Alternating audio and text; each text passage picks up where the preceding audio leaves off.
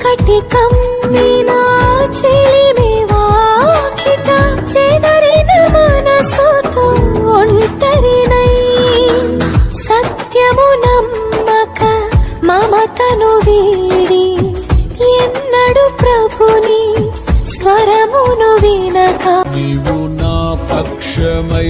నన్ను దీవించగా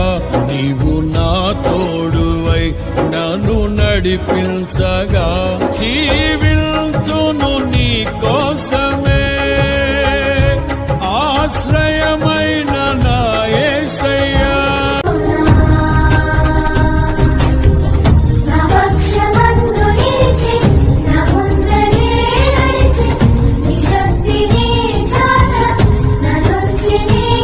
నీవు నా పక్షమై